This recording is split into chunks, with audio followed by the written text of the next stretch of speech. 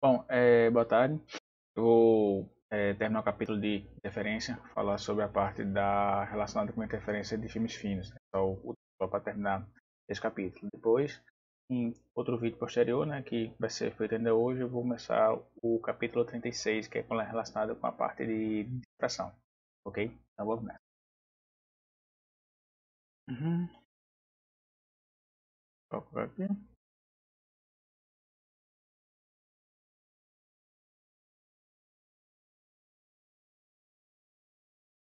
Próxima interferência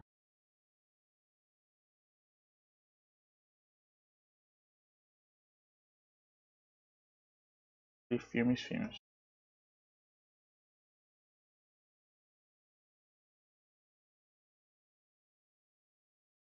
Bom, vamos tirar aqui uma figura aqui. Isso aqui.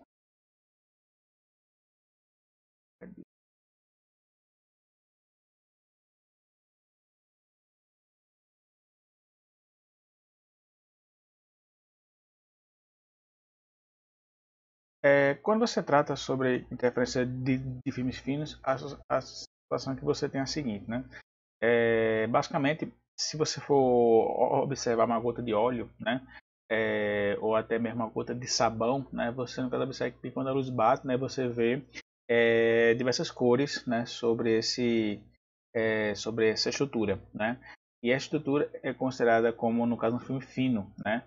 O filme fino é quando você tem, por exemplo, esse comprimento aqui L, né? Associado, você tem esse comprimento L aqui, né? Você tem esse comprimento L que ele tem, no caso, dimensões aproximadas do comprimento de onda do raio luminoso que incide sobre ele, né? E também com relação a esses filmes finos a gente tem mais algumas considerações, né? Mas antes de falar delas, é essencialmente que você tem o seguinte, né? Você tem, né? Aqui você tem dois raios luminosos, né? Na qual você tem aqui um feixe incidente, né? Dois raios luminosos refletidos que são medidos a partir desse feixe incidente aqui, né? Então, no caso, o que é que você tem? Esse feixe incidente atinge esse ponto A, né? Ele está no índice de refração que ele vai chamar de N1, né? Você vai ter uma reflexão, né? Desse raio luminoso e parte dele vai ser transmitido para esse meio, que é justamente meu filme de comprimento L, né? Até atingir esse ponto B. Então, no caso, você vai ter parte desse feixe que vai ser transmitido para esse outro meio aqui, de refração N3, e a outra porção dele vai ser, no caso, refletida, né? Dentro desse filme, né, até atingir o ponto C e ele sai, né, para, para, para o meio cujo índice de refração é N1, que é o meio inicial aqui. Então, no caso, o que é que você tem? Você tem que essa interação aqui, que você tem, né, digamos, nesse segmento aqui AC, isso pode gerar uma interferência construtiva, bem como também pode gerar uma interferência destrutiva, né? Então, no caso, o que é que você pode ter? Você pode ter que, mesmo tendo uma incidência direta de um feixe luminoso, você pode ter, caso ocorra uma interferência destrutiva, uma região escura, né? Que isso é uma característica que você tem com relação a esses filmes finos, né? Deixa eu ver aqui. Bom, bem, então, para a gente fazer, no caso, os cálculos, a gente tem que fazer algumas considerações, né? Então, eu vou colocar assim, né? Eu vou colocar aqui. Considere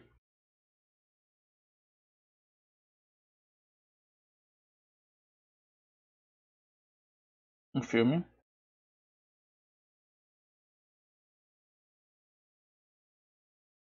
transparente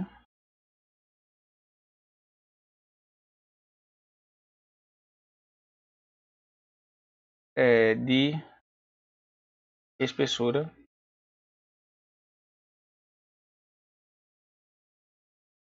uniforme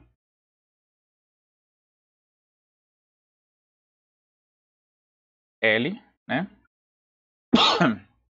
E índice de refração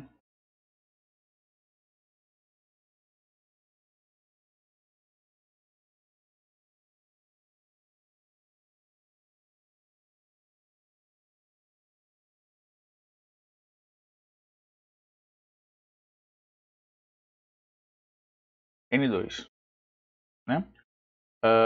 Iluminado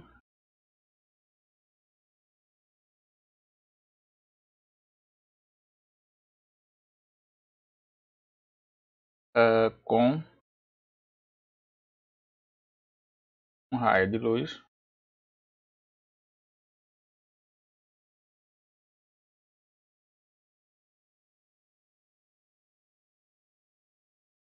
de comprimento de onda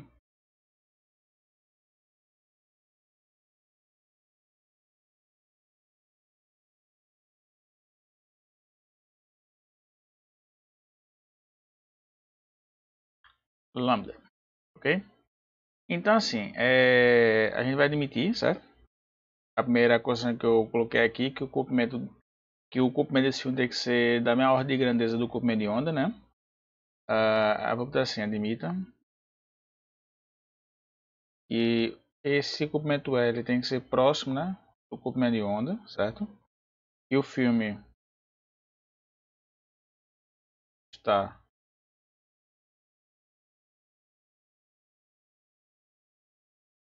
imerso no ar. Quando eu digo isso, eu estou querendo dizer que o índice de refração 1 vai ser igual ao índice de refração 3, né? Ou seja, esse índice N1 vai ser igual a N3. E que os raios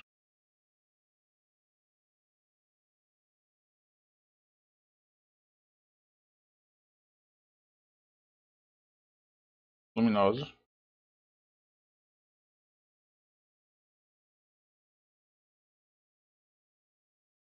são praticamente, são, melhor, quase,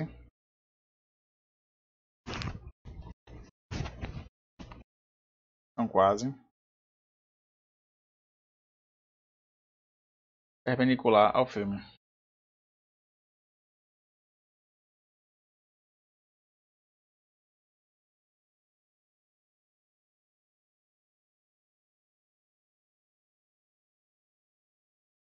Ou seja, estou dizendo que esse ângulo de coincidência é praticamente igual a zero, né?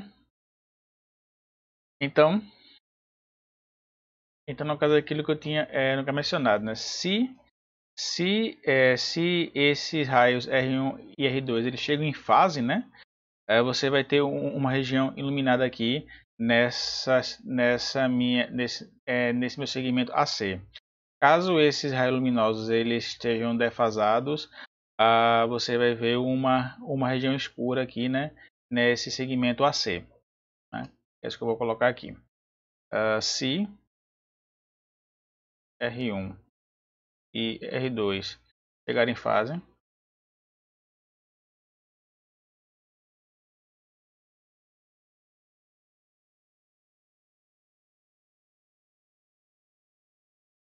ao olho, melhor, aos olhos, né?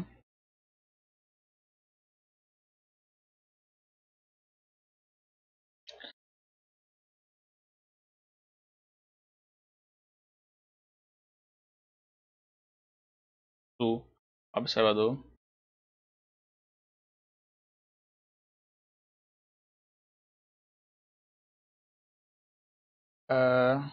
produzem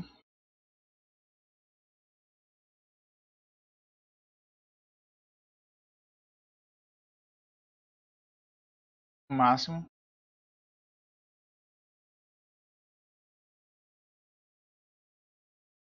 de interferência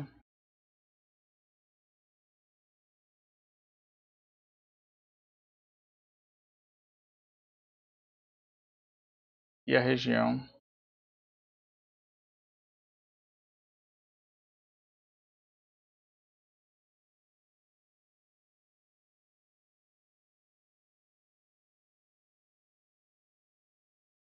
a ser parece clara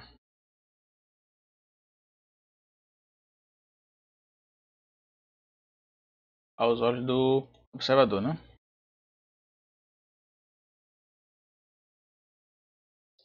Daí, né, também se ele chegar em fase oposta, né, vou colocar aqui se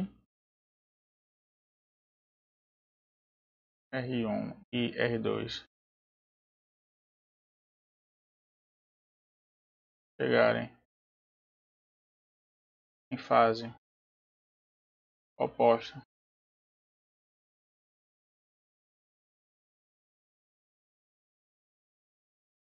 produzem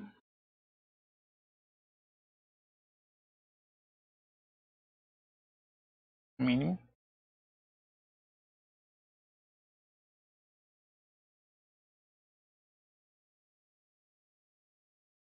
de referência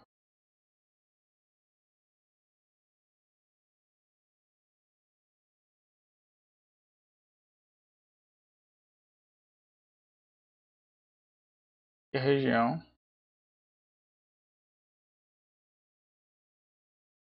AC parece escura,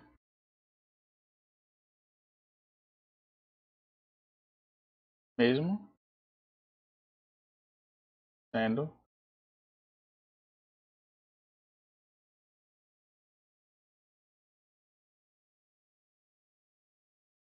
iluminada, né? E que outra coisa, né? Quando a gente admite que o ângulo, né, de incidência é próximo de zero, né?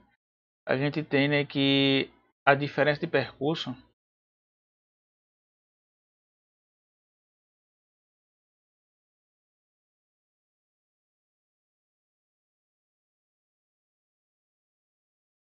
ela vai ser igual, né, a 2L, né?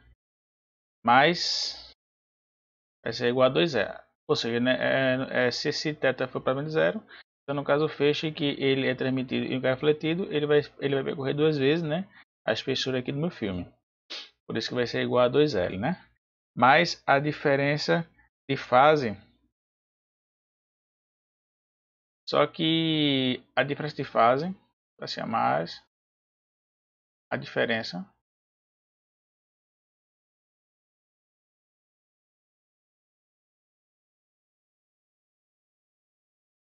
de fase não se calcula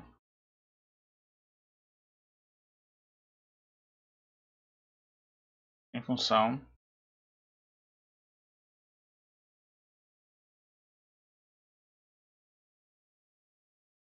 dos números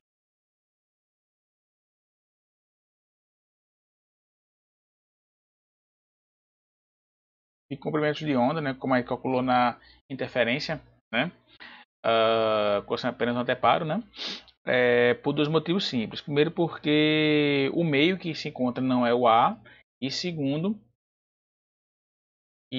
o segundo motivo é que a gente tem um processo de reflexão que pode mudar a fase da onda, né? Então, aqui pois o meio não é o A e segundo, e que o processo sofre reflexão,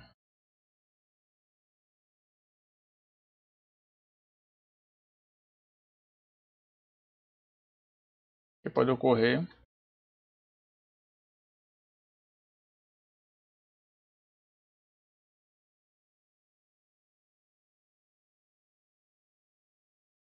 uma mudança de fase,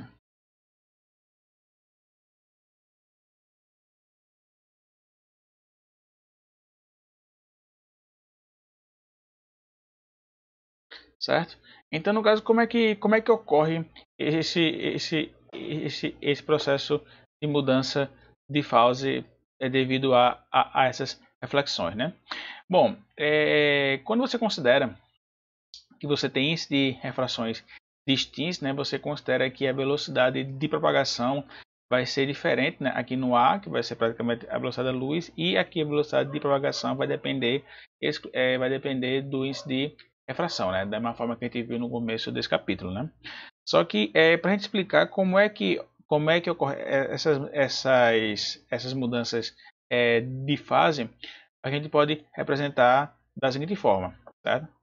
A gente pode apresentar por esses conjuntos de cordas aqui, certo?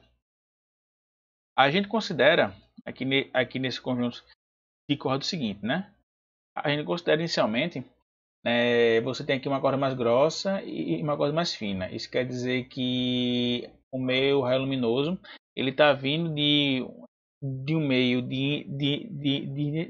perdão, de índice de refração maior, né, para um meio de índice de refração menor, né? E aqui no caso temos o contrário, né? Temos aqui o pulso sendo propagado de uma corda mais fina para uma mais grossa. Isso eu estou querendo dizer que aqui o índice de refração é menor do que da corda mais grossa, né? Então aqui nessa primeira situação, o que é que você tem, né? Você tem aqui, né, quando você tem a propagação no caso um pulso, quando, quando esse pulso atinge a minha interface, eu vou ter, certo, a reflexão, né, desse pulso, né, e vou ter a transmissão desse pulso.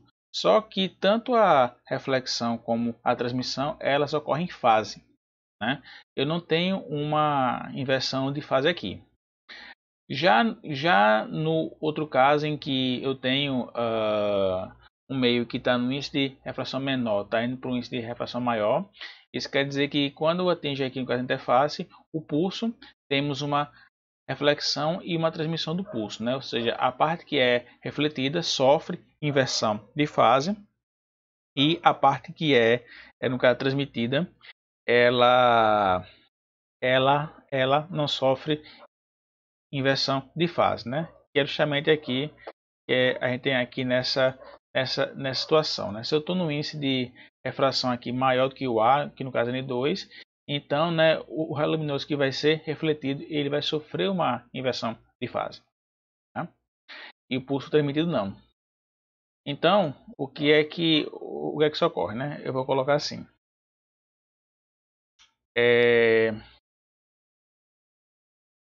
Aqui é a mudança.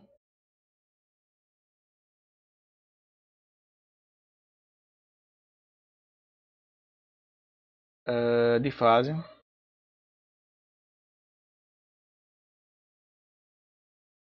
é causada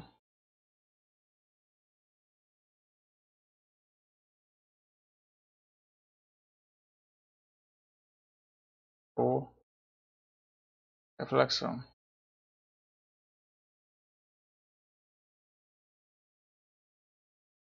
Uh,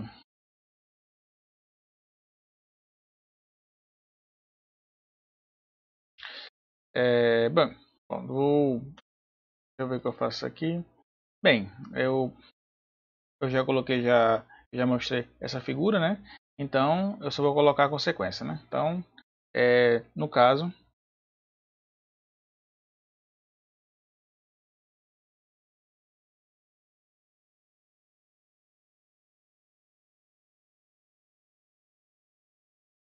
para uma interface de filmes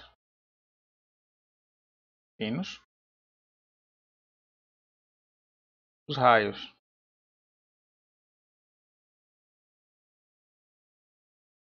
R1 e R2 apresentam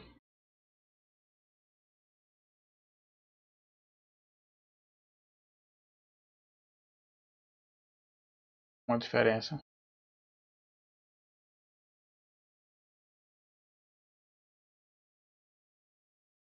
de fase igual a lambda sobre 2, né? E quando você parte de um meio cujo refração A para um filme que tem uma refração diferente do A, né? E aí a gente calcula, né, a diferença construtiva e perdão, a diferença de percurso, né, para uma interferência construtiva e uma interferência destrutiva, né? Então, vou colocar aqui diferença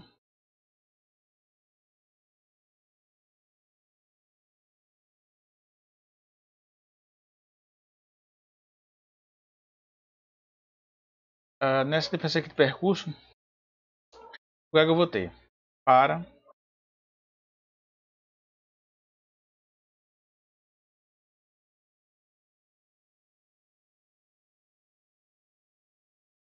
interferência construtiva.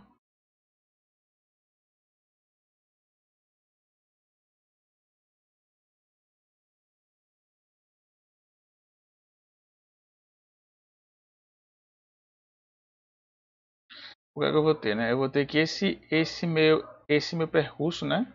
Esse meu percurso é no K2L, né? Que é o dobro das pessoas do filme. Ele vai ter que ser igual a um número ímpar dividido por 2 multiplicado pelo comprimento de onda.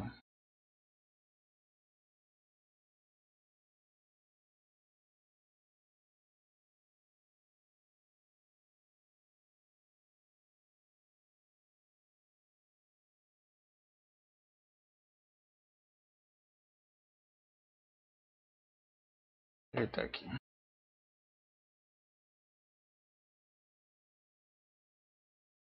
Certo. Se eu for traduzir isso aqui matematicamente, o que é que eu vou ter? Vou ter que 2L vai ser igual a quem? O número ímpar vai ser igual ao múltiplo inteiro, somado com 1/2, né? Multiplicado pelo comprimento de onda, né? Localizado dentro do filme, que é representado pelo índice de refração N2, né? E isso aqui a gente sabe que vai ficar assim, ó, em mais 1/2 multiplicado pelo comprimento de onda no vácuo dividido pelo índice de refração do filme.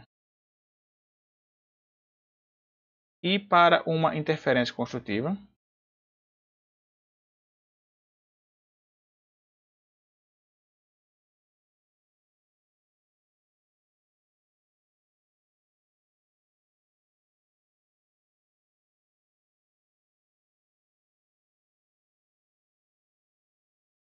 perdão, destrutiva, né? Destrutiva.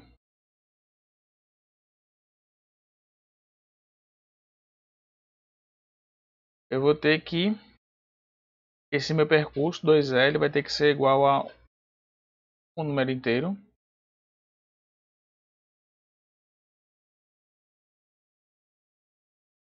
multiplicado, né, pelo comprimento de onda dentro do filme, né? Matematicamente, eu vou ter isso aqui, né, igual a m multiplicado pelo comprimento de onda no vácuo, né, dividido pelo índice de refração. Beleza? Pronto, isso aí era só o finzinho lá do capítulo 35, que vai ser onde vai ser a prova, né? E depois eu começo a falar sobre o capítulo 36, que é a parte de fração, ok?